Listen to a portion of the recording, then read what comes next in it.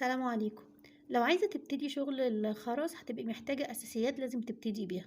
طبعا هتتفرجي على فيديوهات كتير عشان تعرفي ازاي تشتغلي، وفي فيديوهات كتير على اليوتيوب حلوة جدا سواء مصريين أو أجانب. هتحتاجي بقى ماتيريال. ايه الأساسيات؟ المادة اللي هتعملي طبعا منها الشنطة. كده في لولي، طبعا في منه ألوان، في كريستال كده ده سداسي، وفي منه مدور. انت ما تنزلي عند بتاع الخامات هتلاقي اشكال كتير قوي، وهتبقي متفرجه على الشنطه فهتحددي انت عايزه ايه.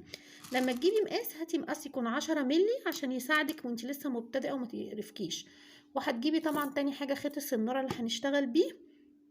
ده في منه مقاسات، في 60، في مقاس زي ده كده 70، في 50. هنبتدي بال60 او ال70 هيبقى حلو معاكي في ال10 مللي.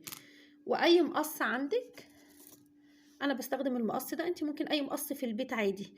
انت طبعا لسه جديده ولسه مش عارفه هتكملي ولا لا، فحاولي مشي نفسك بالحاجات من عندك من البيت عشان ما تكلفيش نفسك جامد، يعني ما تعرضيش الموضوع، حاولي تلميه.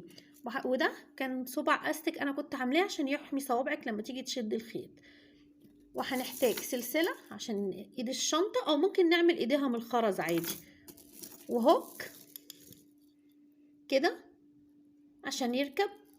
وهنحتاج بتبقى نص دايره كده، نص دايره كده، دي بنركبها برضو ايه في الشنطه.